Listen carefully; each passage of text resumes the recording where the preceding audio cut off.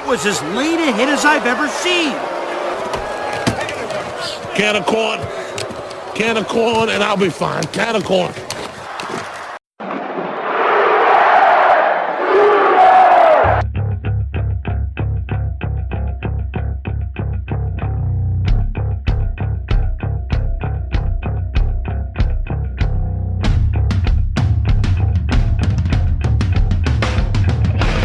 Hey, Sooner football fans. This is your Sooner football fans podcast. You got Terry and Rob here. Boomer Rob. Boomer Terry. And we are coming at you from the beautiful podcast palace.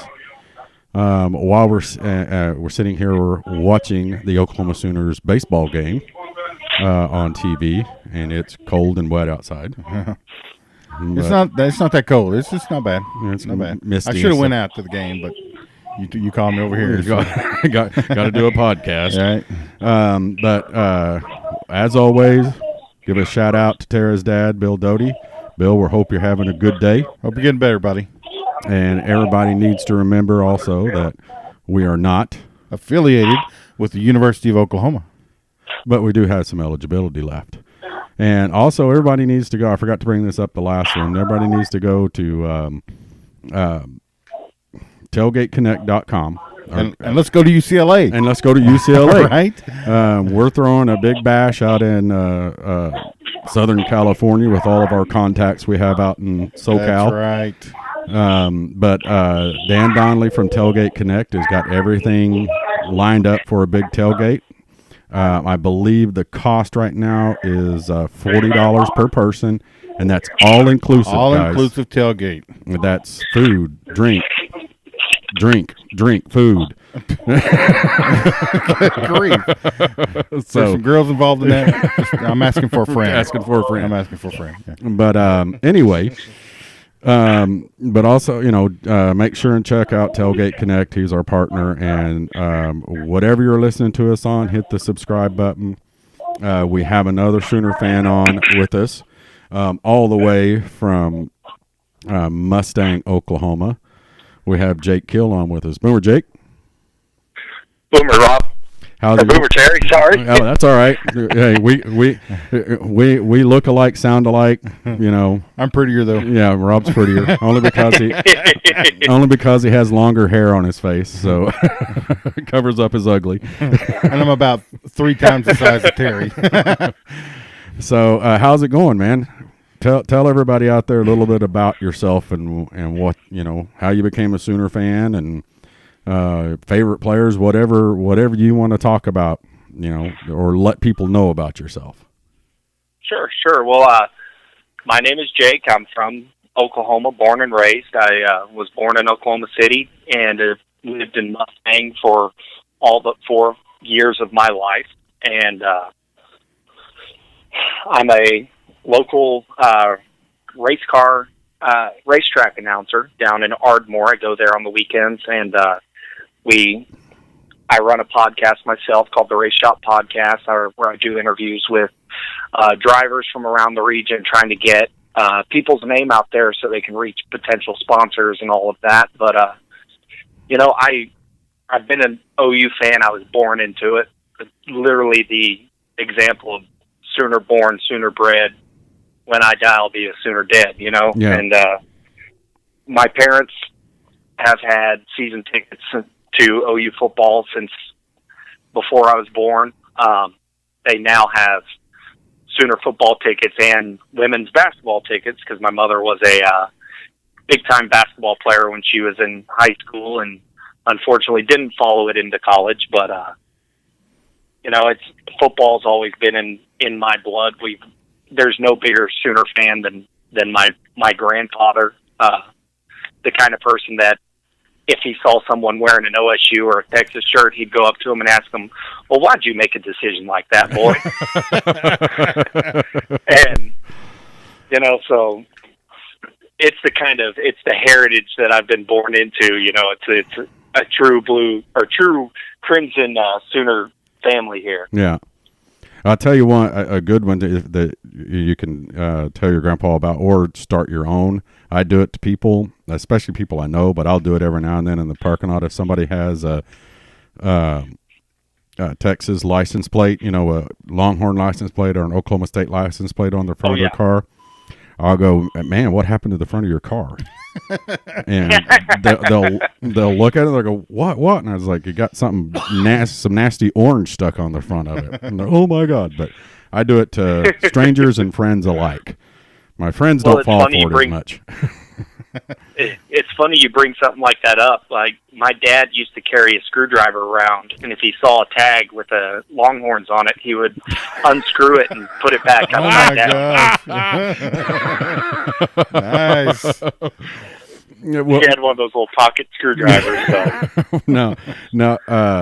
Your dad sounds like a guy that we could probably sit down and have a bucket of a beer or two with, and have a screwdriver and just walk around. You guys Arlington. are just asking for trouble. Yeah, I'm not bailing you out. There's our family. I mean, my mother is the type that's screaming at the TV screen, and we're huge OU fans. I mean, I've been going to OU games since I was 5 years old. That was when they allowed me to finally start going, and had to sit through Schnellenberger the first year. Yeah, you're young. And then John Blake.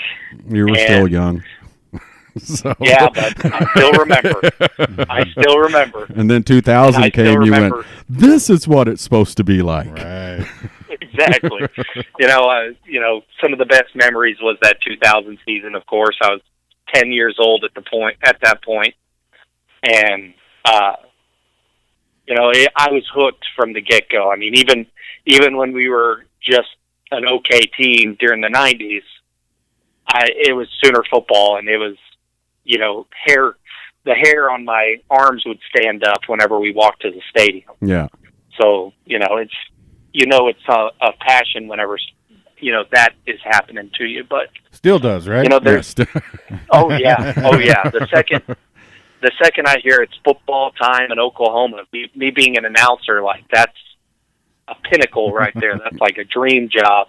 And hearing that stuff, like, I get goosebumps, and takes me back to a feeling that I only ever got whenever I played the game.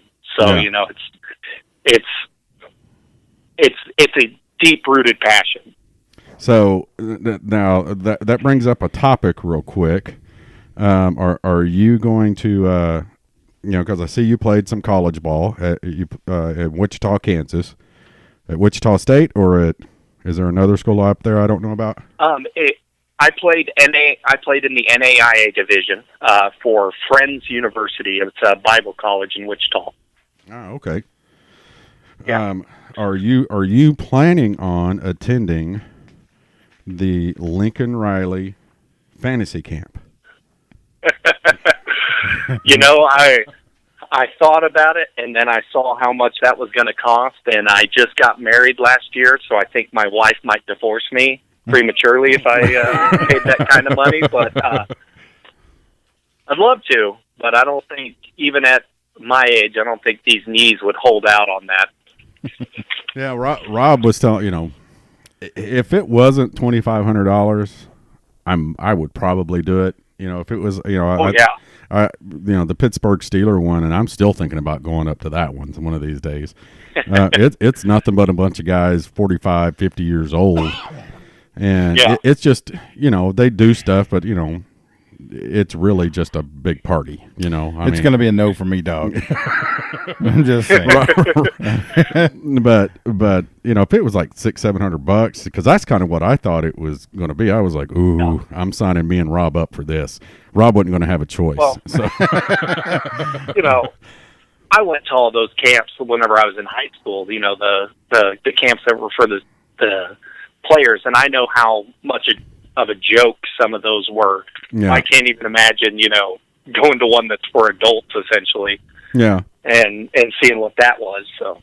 Yeah. That my biggest thing is that, that they made sure and put on the flyer that there, it was workouts, on-field station and drills, chalk talks, and recovery stations. recovery sessions. So, yeah, you know, and I'm pretty sure I would be the one that would be begging to go to the recovery station as soon as it started. So, well, we have one of our clips that we play on the beginning or end of our podcast of the Longest Yard, the remake, and Tony, I can't think of his. Oh yeah. But when he was laying on, the Kansas State guy, where's the Kansas State guy? You guys better not cut me. He's laying on the road. Somebody bring me a Diet Coke. My favorite, I always quote this one, is whenever he gets laid out and they're picking him up and he goes, can of corn, I'll be all right. Can of corn. Yeah, that's one of the greats. Tony's one of the best guys in it, but that's what I foresee Lincoln Riley's fantasy camp like, is a bunch of guys, after about an hour laying out there. Somebody bring me a Diet Coke and a respirator. Exactly. But no, so how did you end up at in Wichita? Did you get recruited up there? Did you walk on, or? Well, I got recruited there. I had some other looks for some bigger name colleges, some within the Big 12. But I happened to be playing at Mustang at the same time as a guy who ended up going on to be a Sooner, and we played the same position. Do y'all remember an offensive lineman named Bronson Irwin? Vaguely, but then again, I'm old. Vaguely. So, he was, get out of Norman High? No, he Mustang. Mustang. Okay. The name rings a bell, but he was a guard. He was there whenever Blake Bell was there, and Trevor, and and unfortunately, we played the same position, and his talent was much higher than mine. So, with that, my senior year, they moved me to tight end in an offense that didn't have a tight end position. Oh, great. So essentially, they would trot me out there for power plays, and I would be the third offensive tackle. And with all that, with my tape and everything I got from that, I was able to go to Friends University, where I played offensive tackle. And then for my last 2 years there, after I had an injury in a redshirt year, that I ended up on the defensive side of the ball in a nose guard position. So, hey, there ain't nothing wrong with that, man. Getting to play 4 more years at any school, NAIA, anything. Oh yeah, is saying something. Oh yeah, that's a spot. Yeah, I wouldn't trade time with the coach they had up there for anything. I mean, he's one of those people that ended up being a real inspiration on my life. And I didn't exactly want to be at that school, but it all worked out. So yeah. So now, how did you get into the racing scene? So that's another thing with my family. My dad worked at the State Fair Speedway here in Oklahoma City, and until I was 7 or 8. Whenever I started playing baseball a whole lot, started playing baseball and basketball, and then eventually football, and it's always been right up there with OU football as a passion of ours, and even to the point where I got the opportunity to race cars myself. Oh, okay. And I wasn't any good. I was, a field filler, but it was one of those things that, like I was talking about earlier, gave me goosebumps and made me, feel something is like a drug almost, but legal. Yeah. And so beyond there, once I had to stop racing, I was constantly wanting to find a way to get back in. And whenever I was younger, I would play PlayStation, and I would make my own. Wait a second, don't lie. You still play video games, just not PlayStation. I still play PlayStation. I still play, but you said you used to play. Okay, let's get it straight. True. I do still play. Now they're a little bit more intense than they were back then, but I would play PlayStation and have a racing game on or something, and I'd be calling the races. And I would, put my own commentary to it. And I would do it with football games, too. I'd do it, watching football at home, or watching a race, watching anything. And found my passion for public speaking, announcing, radio, all of that. I went to school and minored in broadcast journalism and, just found a passion there. And I got the opportunity 3 years ago now to start announcing at a upstart track in Shawnee, and was there for a year and got a call from the people down in Ardmore, Nikki and John Webb, and they wanted me to come down there full time, be their announcer, and the rest is history. Now I've been there. We started my second year there, and couldn't ask for a better position to be in the sport, because it's a great facility, and the track owners there are just absolutely wonderful to work for. Hey, Jake, next time you're down there and you talk to John and Nikki, ask them about the legend of Big Money Sonny. All right? You got to do that. Just ask him about Big Money Sonny and ask him to tell you the story. You're going to be amazed. Does this have anything to do with you, Rob?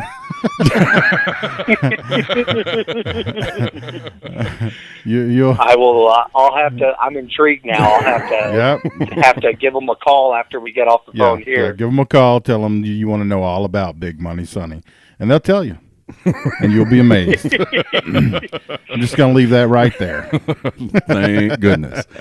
Well, there is one thing that I should have brought up when we first got you on, Jake, is that tell everybody where you're at right now. I am currently sitting at Integris in Edmonds, the Integris Hospital, because my wife's sister just had her first baby, and it is our first nephew. I have a niece from my own sister, but this is our first nephew, and been here for a little bit, and he's a 6-pound baby boy. And his name's Toby, so we're real excited. My wife is, of course, over the moon because it's her first blood nephew, and we're really excited. Let's see, and when we got Jake on the phone, Rob was like, "Wait, well, hey, do we need to reschedule?" And Jake was like, "No." I'm glad to see, Jake, that you got your priorities straight here. We got to talk some OU football. Well, they should have known that you had this scheduled and worked around your schedule, correct? I mean, you. Well, I let everybody know that, hey, I was going to have to make a phone call at 7:00 on Tuesday, and a baby showed up in the meantime, but here I am. So. Yeah. You didn't ask her to hold on. Can you just hold on for like half hour, 45 minutes? So. Right. Well, congratulations to your sister-in-law. Absolutely. Yeah. Thank you. But she's go ahead. Everybody's real excited. I mean, it's the first grandbaby for my father and mother-in-law. So it's. There's only the first one once, so right. They're real excited. That's great. Well, we're going to jump into a little thing that we like to call the Sooner bucket of questions. Now, for those of y'all out there that don't know what this is, it may be about Sooner football. It may not be. Maybe about a movie, maybe about music, maybe just about some dumb stuff that we came up with to ask people about. He's a young man, right? You're a young man, right? Because some of them maybe. Some of them are a little past you, probably. But they're intriguing type questions to test your sports movie knowledge. See how much like us that you are, which is probably a bad thing if you're very much like us. And just to open up a little conversation outside. And Rob has the bucket of questions ready now. Okay, are you ready, Jim? I'm ready for them. All right. I am ready for them. Question number 1. Young Guns or Tombstone? Tombstone. Oh, thank goodness you said that. Definitely Tombstone. I think I've only seen Young Guns once, and Tombstone was always on at my uncle's house whenever we'd go as a kid. So, Young Guns is a great movie, but Tombstone is the greatest movie. Some of the best one-liners ever came out of Tombstone. I'm your Huckleberry. Right? That may be the best one ever. Oh, I like, why Johnny Ringo, you look like somebody just walked over your grave. And then when he says, you tell him and hell's coming with me or something like that. I'm like, man, that's pretty bad.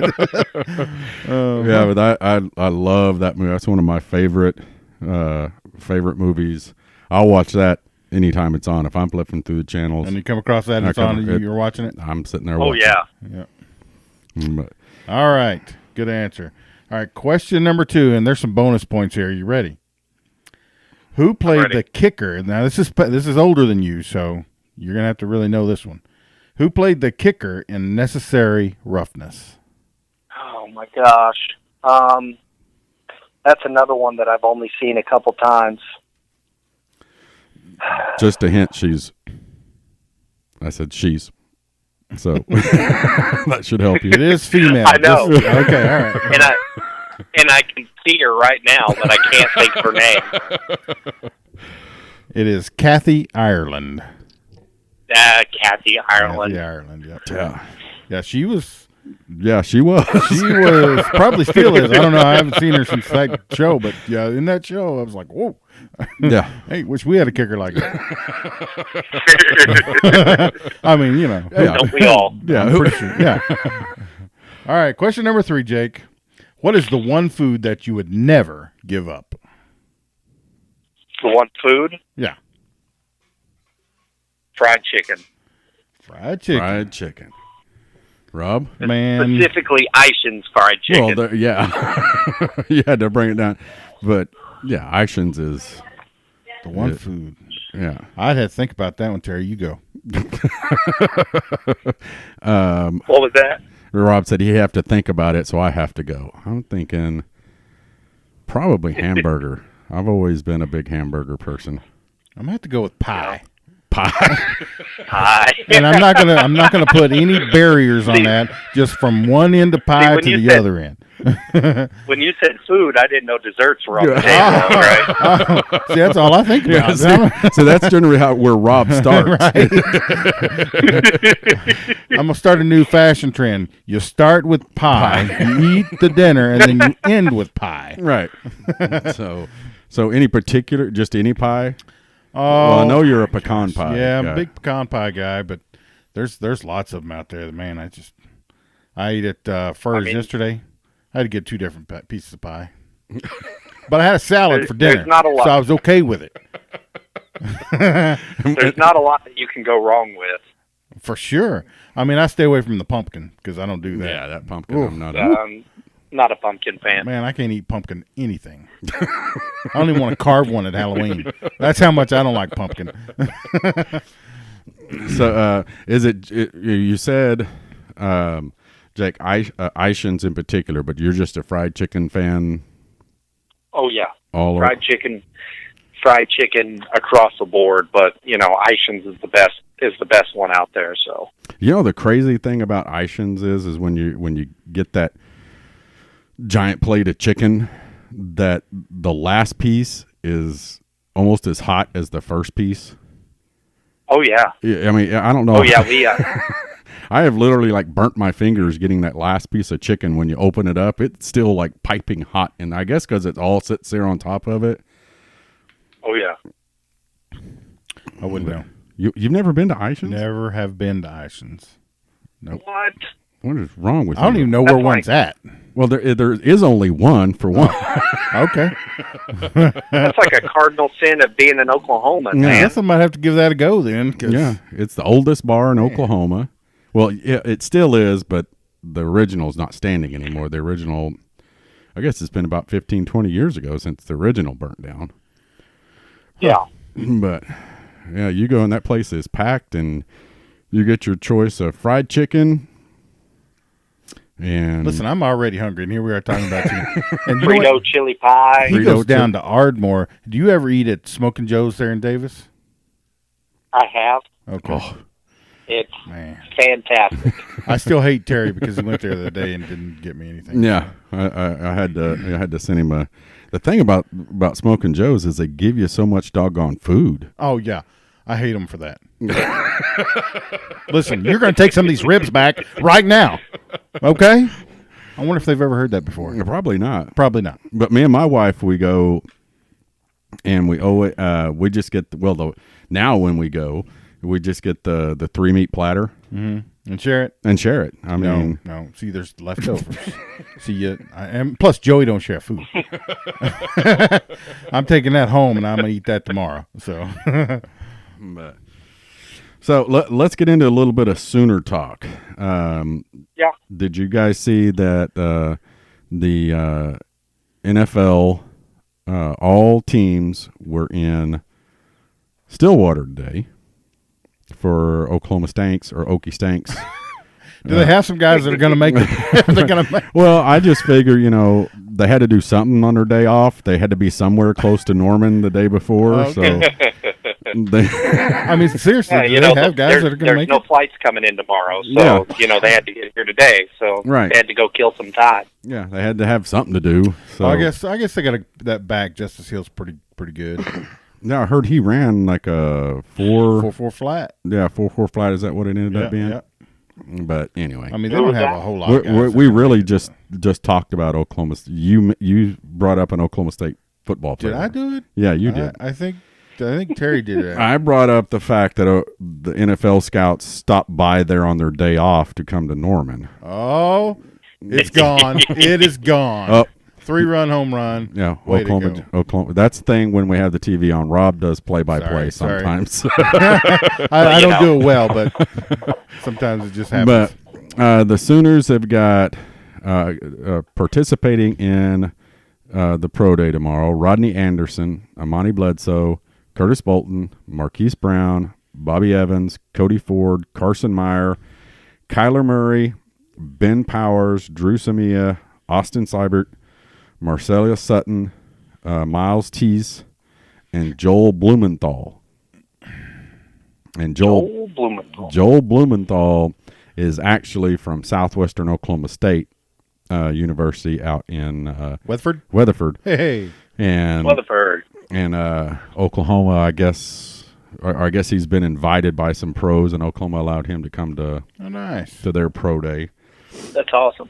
But things they will be participating in are the broad jump, the vertical. So who'd they? No, I'm not going there. The 40-yard dash, the 20-yard shuttle, the 3-cone, 60-yard shuttle, and the bench press. So Caleb told us today Wait, that's it? I mean, like Kyler's not going to throw Well, again? that's the drills they're going through. Okay. But the over-under, I guess. Kyler's going to throw. Yeah, Kyler's going to throw. But the over-under, I guess, there's already a betting line in Vegas. Caleb said, we were talking to him before the podcast, it's set at 4-4. 4-4. You got the over or the under on that, Jake? I would take the under. I would take the under as well. Although, he has bulked up some lately. Did you see that photo of him and Marquise? I would still take the under. I would still take the under, too. I'm going like a 4-3 flat. Now, what? Yeah, I'm with you now. But what about Hollywood? He outruns Kyler. What do you think, Jake? I think Hollywood goes faster than Kyler. Woo. That's crazy. They may be the two fastest guys in the draft, honestly. To have two guys leaving your team that run under 4.4, probably both of them will run under it. Do you think of 4.3 or 4.24, 4.26? I think Kyler runs a 4.3 something and Marquise runs a 4.2 something. Jake? I would be willing to bet Marquise runs a 4.3 flat, and I would probably say Kyler would run a 4.35. Wow. So it's close. Yeah. I just wish they would run them side by side. Well, that's what I want to see. Are they? They're going to publish those times, I'm sure. So. It's going to be on TV tomorrow. Oh yeah. You could charge admission for that. Oh yeah, they could sell out that stadium if they said. Well, it's going to happen on the indoor I'm I sure. know, but I mean, I wonder if I can sneak in over there. Yeah, really, you work across the street. I mean, I wonder if I can get in totally legally. You have a badge, Rob. Badges. I don't need no stinking badges. But now, speaking of 40 times, we've talked about this before. But Jake, did you watch any of the combine? On the NFL Network. I watched a little bit of it. I really didn't have much of an interest in it this year, considering KYLER really wasn't doing much there. So I didn't really get to catch a whole lot of it. Well, what's the NFL guy's name? I just went blank. That does the 40-yard dash in his suit. Rich Eisen. He does that 40-yard, and he does it for charity, and has people send in, and, they do things for charity. And, but he always races somebody, and they brought in Usain Bolt to run the 40 with him. Okay. And if you saw him run the 40 that did, you would believe it, because Usain Bolt says he would run a sub 4:40. Wow. Okay. And he said it easily. When they said, what could you run a 4.2? And he goes, oh yeah. And they go, a 4.1. Oh yeah. A sub 4.0. And he goes, easily.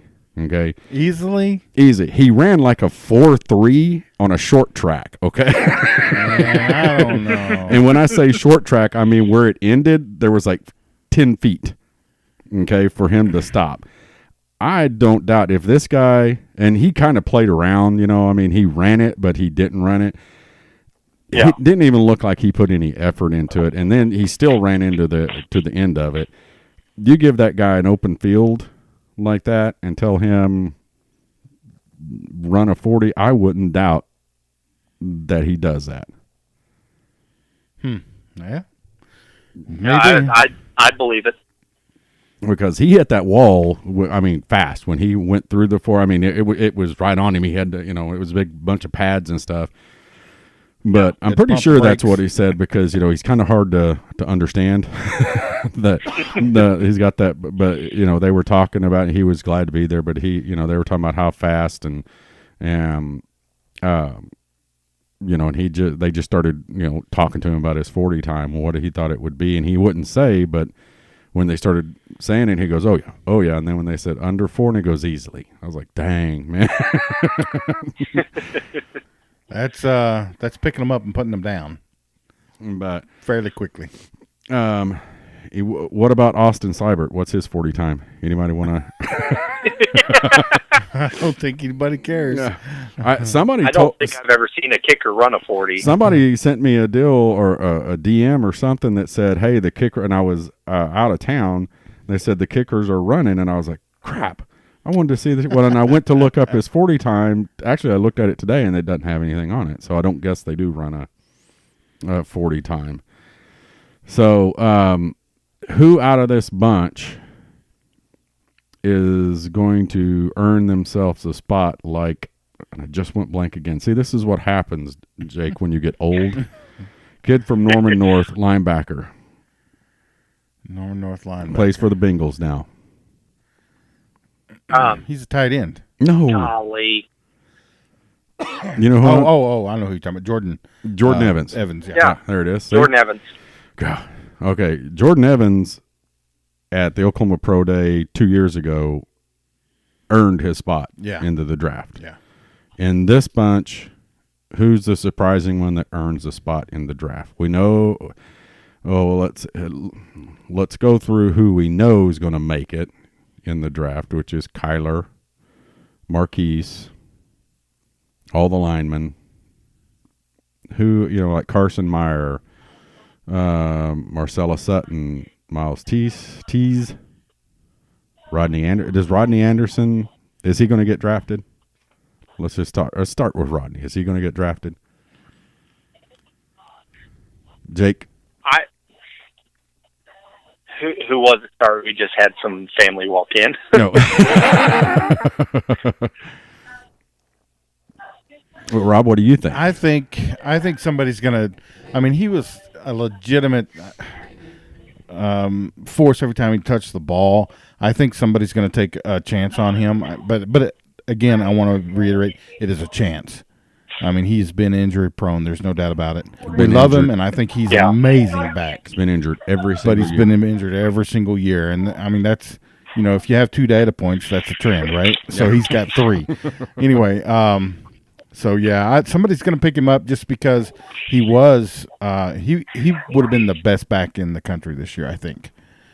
And I don't think there's any doubt about that, but I just think it's really hard unless he's the last pick of the draft, and in the last round. It would really be hard for me. So you think he goes undrafted? I think somebody's going to go after him as a free agent. Okay. Because that's a lot of money. First 3 rounds is a lot of money. Not as much. You still don't want to spend money on somebody that's injury prone. Yeah, no, that's absolutely right. Yeah. I don't know much about cars, but do you want to buy a car that's thrown a rod 3 times? No. Well, since you put it that way.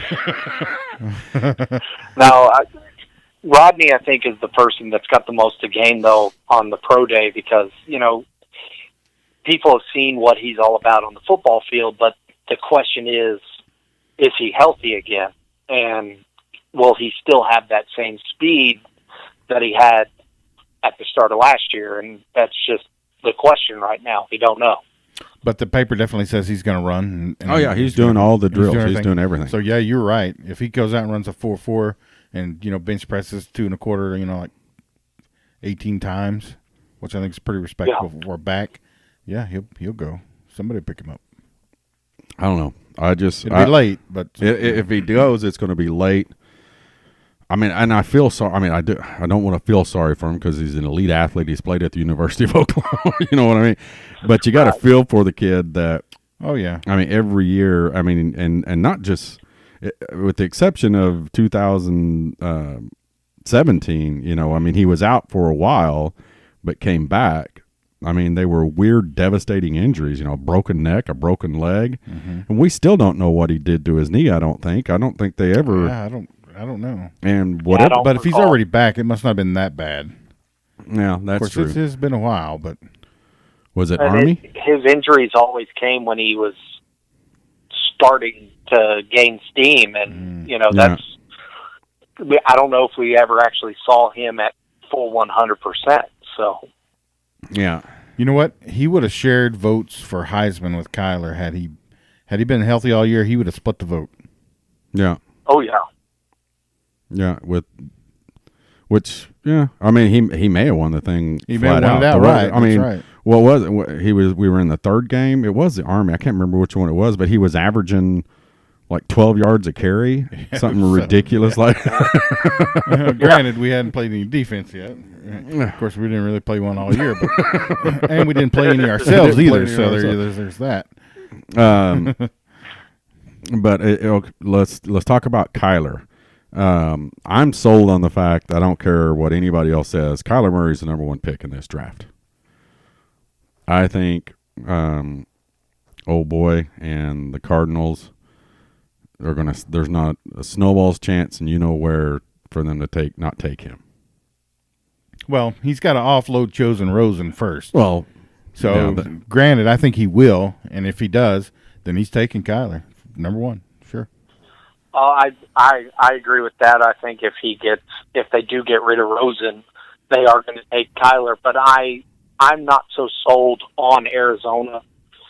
I kind of have this feeling that they're kind of just making it out there to be like, well, we're going to put it out there that we are going to take him, so maybe someone will trade up to get him.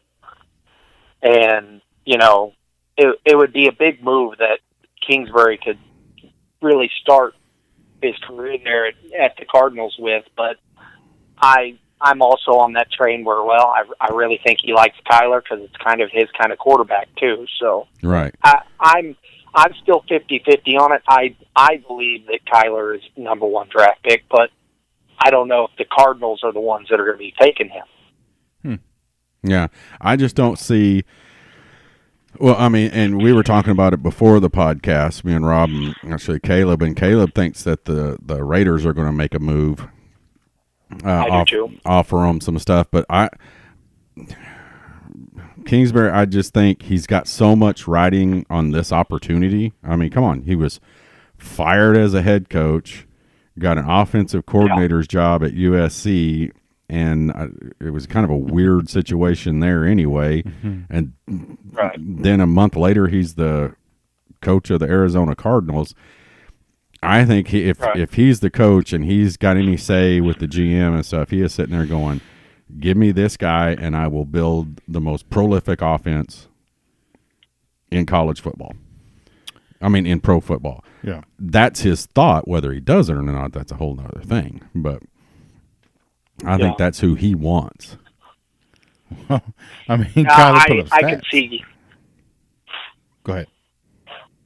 I could see him not being a fan of Rosen just because he's, not really Kingsbury's stereotypical quarterback. But I just had this sneaking suspicion that they're kind of putting it out there as a smokescreen to maybe get some top talent for that number 1 pick. Yeah, and I know that Raiders coach Gruden loves Kyler too. I mean, they should all love him. Yeah. I mean, honestly. Well, John Elway doesn't. He doesn't. I mean, he's one of them that but he likes drop back passers that are slow. Yeah, he said, we play under center a lot in Denver, and his height was going to be a problem. Well, you know what? People have been saying that to him his whole life, and guess what? He didn't lose a game in high school, and he shouldn't have lost a game in college, but he did. But apparently, he didn't. His defense did. Yeah. so I mean, that come out. I'm sorry. I apologize. I mean, they can keep saying that stuff about him, but he continues to win. You're just saying what every OU fan out there is thinking. So that's for sure. Yeah, I'm not going to get on my defensive soapbox today, though. I promised myself to lay off the defense for a day, or for a podcast. Now the spring game is coming up, and let's just go over the spring schedule. Have you ever been to the spring sale, by the way, Jake? I have not. I've heard about it. My cousin was a equipment manager for OU until the Sugar Bowl against Alabama. So he told me about it, but I was always off at college whenever it was going on. Well, it starts at 7:30 a.m. at McCaslin Fieldhouse. Be there at 5-ish a.m. And you will still not. And you'll still be way back in line.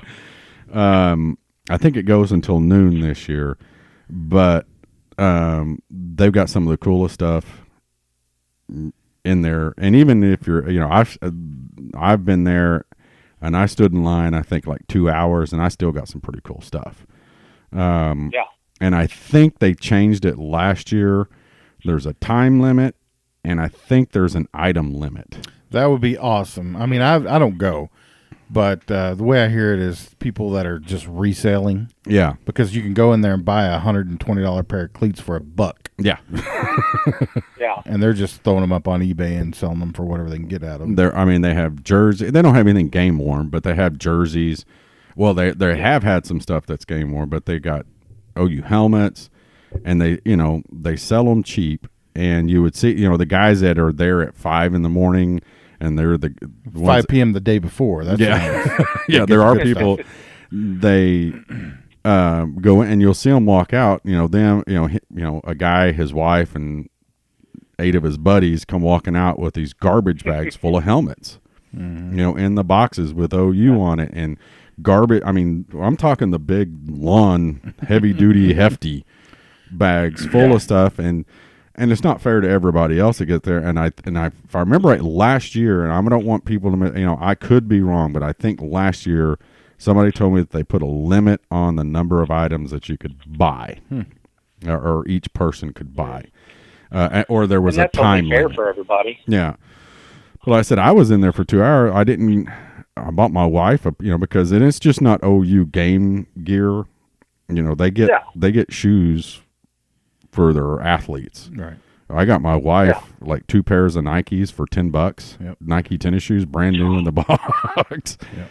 I need to go to that because I wear size 15s, and so they're the hardest thing to find. So you will find them there, and they've got some home and away jerseys, and some of the coolest stuff I got that year was some baseball jerseys. They're cream and red.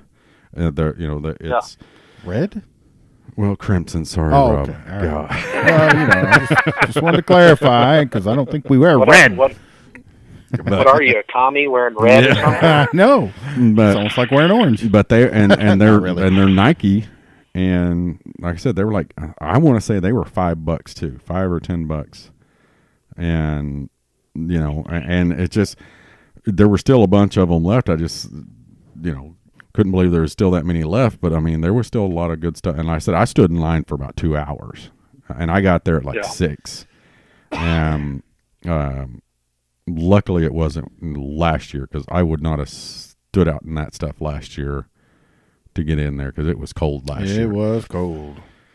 But then they got the Fan Fest, which is right next to McCaslin. Well, actually, they're doing it between the stadium and McCaslin instead in the parking lot this time. I don't know if they are because there's still going to be construction going on.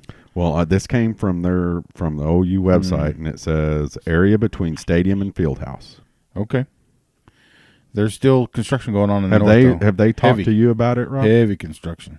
Well, they ran it by me, and I vetoed the idea. So, just joking, Jake. They didn't run it by me. No. But and then the gates open at noon. Lee Bryce concert at 1:30 and 3 p.m. kickoff.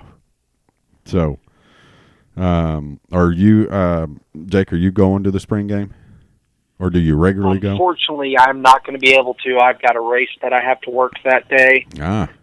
And I've got a race the night before at the same track, so I'll already be down south. But I believe my parents are going to go, and my wife might go because Lee Bryce is playing. Yeah, there's been a little. I mean, I think last year there was a lot more hoopla because it was, it was different when Trace Atkins played. Everybody last year complained that there were, number one, there's no beer at the stadium. Number two, Trace Atkins, really? How are we trying to bring recruits in? They're not bringing, Lee Bryce here for the recruits, okay? They're bringing Lee Bryce here for apparently Jake's wife. I don't even know who that is. But it's entertainment to bring more, maybe, some people who's, let's say, my wife loves Oklahoma football, but if she wasn't into Oklahoma football and she liked Lee Bryce, well, hey, I want to go. Yeah, I'll go to the spring game with you. It's just going to fill more seats. It's not there. The recruits aren't going to be out there watching Lee Bryce sing. They're going to be. Not. They'll be down in the locker rooms. Yeah. Yeah. They will be out in that tent where all of them were last year that when I met them, that Rob didn't get to meet them at. Did I mention I hate Terry? So, in case I didn't. For anyone who thinks that Lincoln Riley is going to let the recruits out of his sight, they're on something. Last year, we helped a group of American Indian kids who Jamel Holloway brings up to the spring game. He probably won't be doing it this year. I'm not going to go into that. If people are on Facebook and Twitter, you can find out what's going on with Jamel. But so we were helping him chaperone and people, fans of our podcast. We put together some goodie bags for them and things like that. Well, it was cold. He sent them back to the bus to warm up. And Jamel goes, man, I want to go in here and get me a quick bite to eat. Come on. And I was like, well, can I go in there? And he was like, yeah, you can go in there with me. And it was the alumni tent. Okay. And when we were coming up to the alumni tent, Billy Sims and Steve Owens were walking out of it. And when I walk in, we talk to them for a minute. And then when Jamel walks in, he's in front of me. There's Bob Stoops standing right there. And you look out underneath this tent, and there's every player you could imagine that's ever played at Oklahoma sitting in there eating and talking. But the recruiting class was sitting over in a corner, you know, in their OU gear and stuff. And I saw them, and somebody said something to Jamel, and Jamel went over there and talked to him for about 10 or 15 minutes. So I met with, Theo, Austin Stogner, met a bunch of them and talked to them. But that's where those guys are going to be at. They're going to be where the other players are at, where the coaching staff is at, where the former players are at. They're going to be soaking up that. And those guys soaked it up last year and bought into it and had a great time. These guys are too, and we're going to have the same result. Doesn't matter who's out there singing. They're going to be right there where they can see all the championship rings. Yeah, so. Exactly. And they're all in there, I promise you. Yeah, if you haven't been I guarantee it. Yeah, into the Switzer Center, you need to go. It's pretty awesome. And I don't share stuff, and I still haven't shared it. I've talked to Rob about it, but that's good enough. Yeah, you see, like when Jamel went up and talked to these recruits, these young men. I mean, you see the passion that these former players have in the school, and we're talking, 30 years ago? Yeah, well, when we had Paul Miliazzo sitting right in this room. Yeah, but the passion that he had for this program and just explaining that to these kids, I mean, hair just stood up on my arms like what we do when we go to the stadium. I was just like, oh my God, I can't believe I'm sitting here watching this. And it was, I don't want to share what he said, but I was just like, I wanted to find, Lincoln and go, can I play? I just listen to Jamel. I'll come here. You don't have to pay for my school. I'll pay it for myself. But it has nothing to do with Lee Bryce. It has nothing to do with, that's for the fans. Fan Fest outside of it is for the fans. And hopefully we get good weather this year. So yeah, that it won't turn into a freaking ice, And it's my understanding that, and you notice that nobody's been complaining that there's not going to be any beer sold at the stadium this year because it was passed that there's beer going to be sold at the stadium. So everybody's expecting there to be beer at the spring game. But that was the two complaints last year was they don't sell beer and Trace Atkins. I mean, is everybody in a hurry to go give $7 or $8 for a cup of beer? Not me. Nope. I'm just saying. Nope. I can't imagine that being that big of a pull for somebody. But. It's not that big of a, but I'm telling you, the day after, mark my words, and I love Sooner fans. I love our program. I love the next day, if there is beer, which I'm anticipating there being beer at the spring game, somebody's going to complain that it was $7 or $8 for a cup of beer. Oh yeah. What is it? I think down at the Chesapeake, I think it's $10 for a cup of beer. Yeah, and I think it's only 12 ounces or so, but I can't remember. I mean, I didn't buy any, but yeah, it's just I mean, it's going to be the same as if is bottled water really worth, what is that, $4 a bottle now? I think it's $5.50. $5.50. Yeah. Listen, my dad's had some things to say about that bottled water at the stadium before. There was I don't know if y'all remember a few years ago when Toby Keith had his big More Tornado concert there. Yeah. My father was laying into somebody. Someone who was one of the people that are over their concession stands. It wasn't just anybody, down there. It was about how they didn't have cold bottled water in the stadium. It was all just straight off the truck, hot water. He's like, it's 120 degrees out here, Yeah. So he's like, I'm not paying $5 for a hot bottle of water. Well, but I mean, also, what was there, 100,000 people there? I mean, that's a lot of a lot of water to funnel through that place. I can't imagine they had facilities to keep that much water cold. Yeah, but yeah. Anyway, but with this, spring practice started. The new guys on campus, the university put out their jersey numbers and their measurements. Jalen Hurts is going to be jersey number 1. He's 6'2", 219 pounds. That's a big quarterback. That's a man. Not normal compared to Ben Roethlisberger. Yeah, well, not yeah. Well, Wide receiver Trajan Bridges. He will be number 8. He's 6'1", 187 pounds.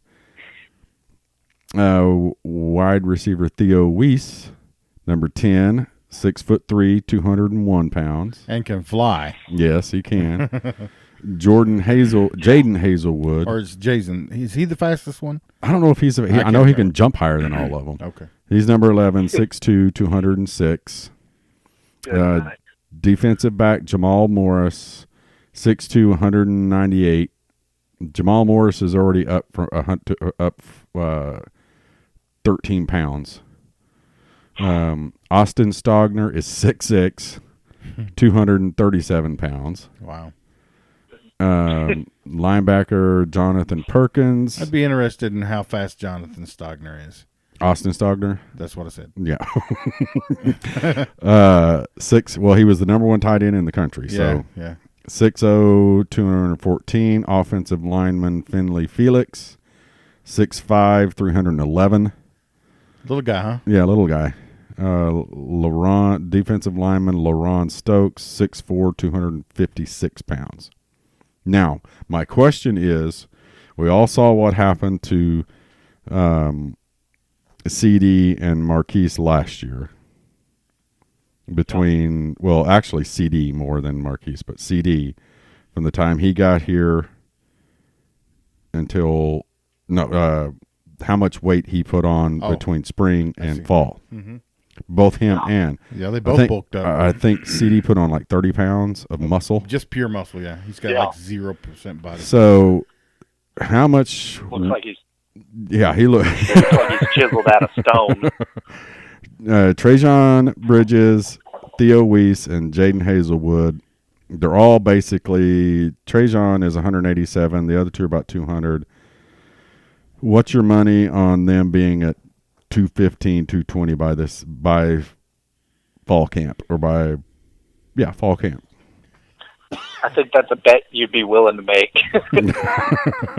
Well, they're working hard right now, so I mean, you got to like their odds of bulking up and bigger, stronger, faster. That's what we do. Yeah.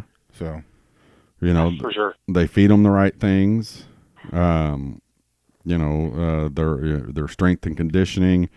And a big part of it is the food, and it still dumbfounds me. You talked about Jake when your first OU game was the Schnellenberger era or the Schnellenberger year. It wasn't really an error. I don't guess. Yeah, what an era it was. Yeah, but one of the big things was he wasn't giving the players water. Old school. Water makes you weak. You don't drink water. It also kill you if you don't have it. Just FYI, idiot. But you go from that, and here we are in 2018 this year, and I'm watching the videos of the team, that OU put out, during practice in the fall, and they're walking around eating, fruit. Not only is there water over there, the guys are walking over picking up grapes and cantaloupe and watermelon and apples. And they got all that Gatorade stuff too. Yeah, the little pack stuff and the little gum stuff, and they got all that stuff. Now I'm not old school like Schnelly was, but I had coaches that were close to it. I mean that you got a handful of ice during water break. Well, you thirsty? Go get a salt tablet. That's what they did to us. I couldn't imagine, having a buffet of whatever fruit. You want. Yeah, fruit sitting out there, and and they encouraged them. I was watching the deal. I saw something that was online where one of the dietitians is that they encourage them. They tell them they're over there, tell them, hey, go get you some fruit. Go get this. Go get that. Mm-hmm. Man, if my coach would have told me, the only thing my coach told me was when I was to get my butt off the field if I wasn't doing Well, right. here's the difference, Terry, between you and them. They are finely tuned athletic machines, Okay, Rob. and you are not. But maybe if my coach would have let me eat fruit and stuff during practice, maybe I would have been. You'd been 6'5". Yeah, probably. I probably wouldn't have gained 30 pounds of the wrong kind of weight whenever I was in college. That was the thing. So. Yeah, I mean, and I said they tell these kids to put on weight, but they're putting it on, like Rob and I have said before, we did it the wrong way, and apparently, Jake, you did too. You put it on the wrong type of weight, but these guys are putting on 30 pounds, and you're like, good Lord,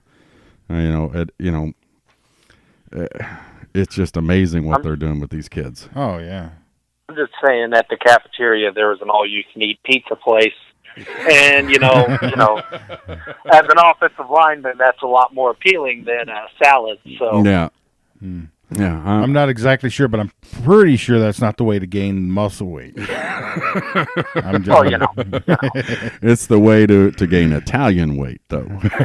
Well, see, they told me to gain weight. They didn't tell me to gain muscle. They There you told go. me to gain weight. Yeah. If they'd have told you to gain muscle, hey, coach, you weren't clear about what you wanted me to gain. So, okay, it's time now for my favorite. we got time. part. Yeah, we got time. All right. As long as I'm quick about it, Rob gets impatient with me with this, but it's time for Sooner, not a Sooner. And All right. you know how this goes.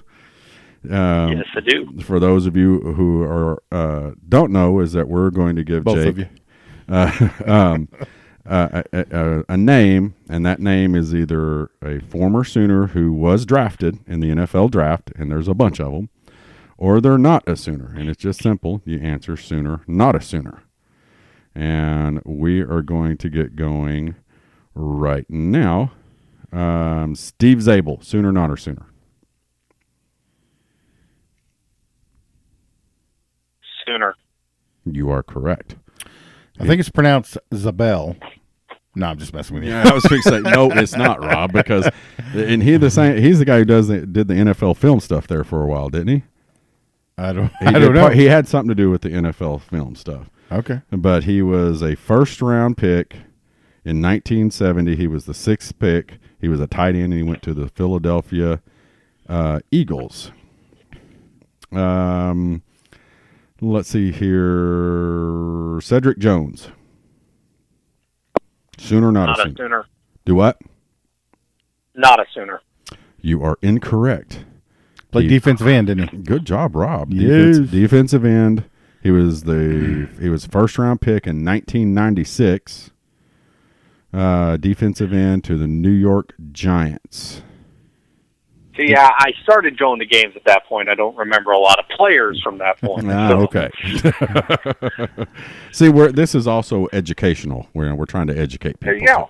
Yeah. The New York Football Giants made a pretty big trade today to the Cleveland Brownies. To the Cleveland Browns. Yes, they did. Yeah. Let's see. Helping out Baker Mayfield. Billy Cole, Sooner, not a Sooner. I'm going to go not a Sooner. Correct. Do you know who Billy Cole is? I would be lying if I say I've ever heard that name before. White man can't jump? Nope. Oh, okay. All right. Billy Blanks played him in the Last Boy Scout. He was part of the L.A. Stallions. Ah. You remember the Last Boy Scout? Willie Beeman? Oh, the Last Boy Scout. That's a different show. Yeah, it's a different show. Yeah.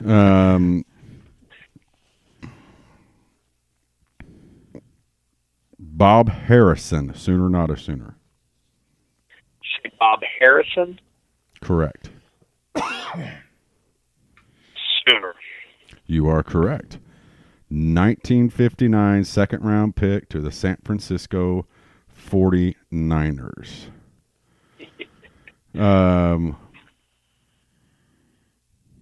Jamal Jackson, Sooner, not a Sooner.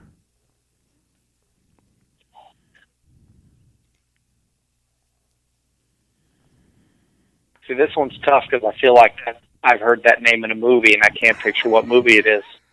So I'm going to go not a Sooner. You are correct. He was a wide receiver for the Washington Sentinels. In the Washington Sentinels, yes. Played by one of the greatest movies of all time, The Replacements. Because I love it when a fat guy scores. Yeah. And see, it's funny you bring that up because when we go to the coaches show at Rudy's, me and Rob have a competition, which I'm still winning. Because they take questions from the crowd, and you just write them on a card, and they take them up there, and Toby Rowland decides, who he selects. And I'm trying to remember during the early part of the season, I can't remember the defensive lineman that they were putting back in the backfield. I just went blank, but he was a lead blocker, and my question was, is there a play designed to where he gets the ball? And if the play is not named this, can you name it? Let the fat boy dance. Which we were both in favor of that. Yeah, but I don't know if the coach was on board. Yeah, he said he didn't say if there was a play to give it to him, but he did say if there was, he would get to dance. So. Well, that's it for Sooner, not a Sooner. You did pretty good. Did all right, didn't he? Yeah. Let's bring that up. I mean, I'm not a Browns fan. Anybody who listens to the podcast knows I'm a Steelers fan. I like Baker. No, I don't root for the Browns. I want Baker to do well. No, I don't want Baker to do well. Okay, I mean. Well, let's just see what you think about the trade and see if you think it was a good trade. Because the Browns gave up a first-round pick and a third or fourth-round pick and Jabril Peppers for Odell Beckham Jr. Is that a good trade? They got nothing else? What's that? And they got nothing else? They didn't get another pick or anything? Well, they got their first-round pick and their second, third-round pick. And I should have specified. I meant the Browns didn't get anything else. Oh no, the Browns didn't get anything else. That's all they got was Odell Beckham. That's tough because I think Odell makes them a better team, but also I don't think Odell is going to make that much of a difference to where it's worth giving up 2 picks and Jabril Peppers, a good player who's promising. I think Beckham's got first of all, he's got to not be a little princess. Am I right? Yeah. I mean, he's a little bit of got a little princess complex, and just get out there and play. So, that's irritating. I agree 100% with you, Rob, and obviously Jake, you do too. That's really frustrating, and it is for me this year seeing my Steelers with 2 little babies on their team. Yeah. I mean. Then they get rid of AB? Yeah, AB's gone. Okay. They traded him to Oakland, and running back just went blank. Oh, my gosh. Le'Veon Bell. He's going to be gone. And you know what? They really didn't miss him this year. No, they didn't. No, not at all. Came in and did real well. I don't necessarily agree with what Tomlin did, but you deal with the problem after the season. You put your best receiver out there on the field when you're in to get into the playoffs. But just the fact, the way the 2 are acting, and it's not just them. You got it's a sad state of athletics, of the sport when these guys, I want Le'Veon Bell. I mean, for crying out loud, the amount of money he gave up, I know, because he already has so much money. I'm just not going to play because you're not going to pay me X amount of dollars. It's just ridiculous. I wish there was a ceiling. Yeah, $3 million tops. Jake, have you been watching the AAF? I have. Yeah, it's been. I'm really liking it so far. I'm hoping it continues to grow. Well, see, Rob and I were watching it the other day, and I haven't done a lot of studying, but it's my understanding that every player makes $75,000 a year. Yep. Okay, with a cap of $250,000. Nobody is on bonuses except the team or the unit that is Right. out there. Okay, if there's a sack, the entire defense gets a bonus. If there's an interception, Exactly. the entire defense gets a bonus. If there's a touchdown, the entire offense. That's brilliant. Okay. Yeah. Then they wouldn't have these prima donnas out there. You know, I'm not going to play. Yeah, I mean, I know people say you can't do that now. It's already why not? Why don't the league come out and say, you know what, we're going to put a cap. We're going to pay everybody the same amount of money. Yeah, and you know what? The way the whatever AAF is doing, it's making everybody play that much harder. Yeah, and play for each Right. other. So The unfortunate part about that is the players' union exists, Yeah, that's true. and that's gonna. I mean, they will never be able to change NFL Yeah, until that's gone. yeah, but the funny thing is that these guys that are playing in the AAF right now, me and Rob were talking about it, make more than Rob's a Cowboys fan, Dallas Cowboys fan. I'm a Steelers fan. These quarterbacks make more. I mean, these players make more than Terry Bradshaw and Roger Staubach made over their career, probably. And it's just it's frustrating to see guys.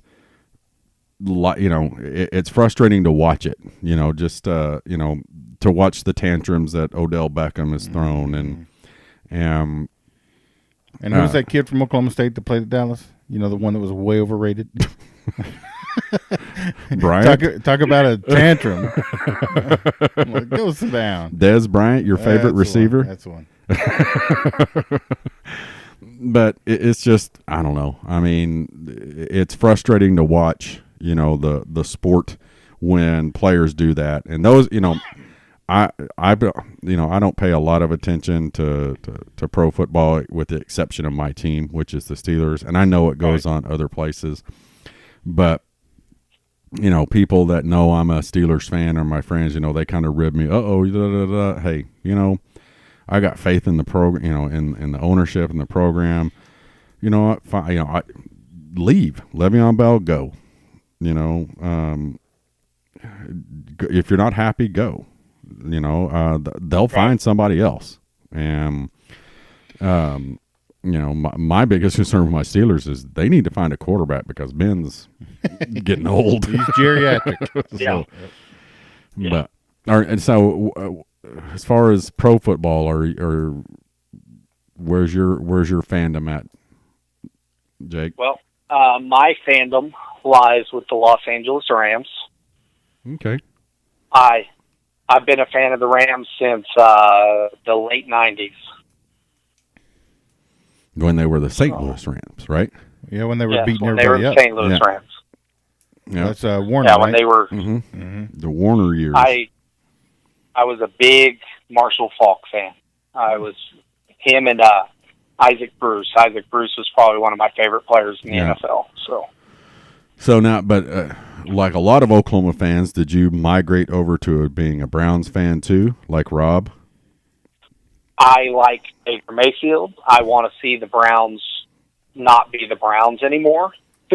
Not me. But I would if they're going to go up against the Rams. Well, sorry, Baker, but you're going to lose today. So yeah. I mean, I don't know about that. I don't like the Browns. I have never liked the Browns.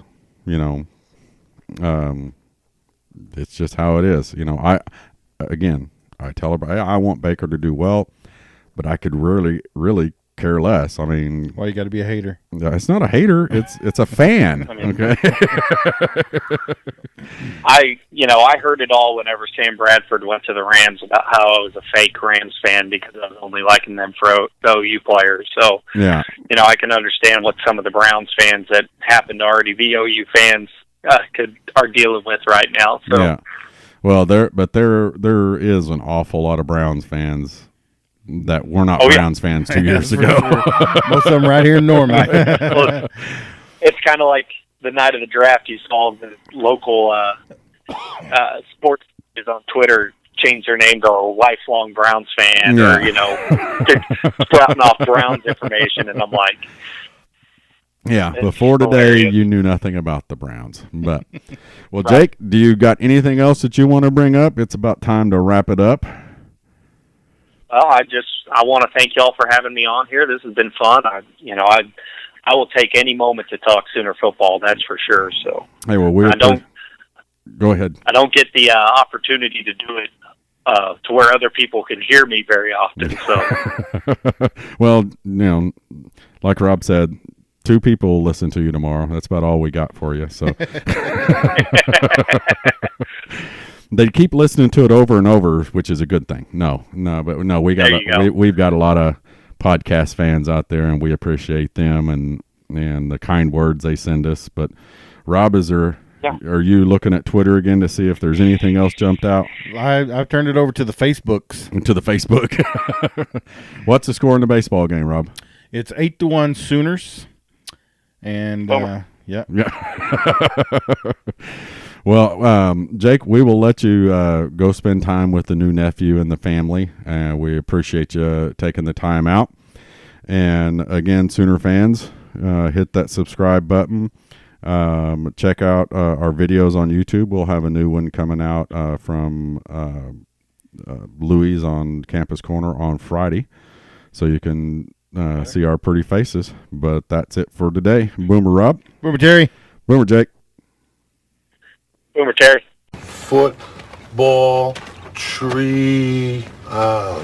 What the hell's a tree out? Try out, you have a meatball. Thanks for listening to the Sooner Football Fans Podcast. Sooner Football Fans Podcast is hosted by Rob Nixon, Terry Long, and occasionally Caleb Long. It is produced at the beautiful Podcast Palace in Norman, Oklahoma.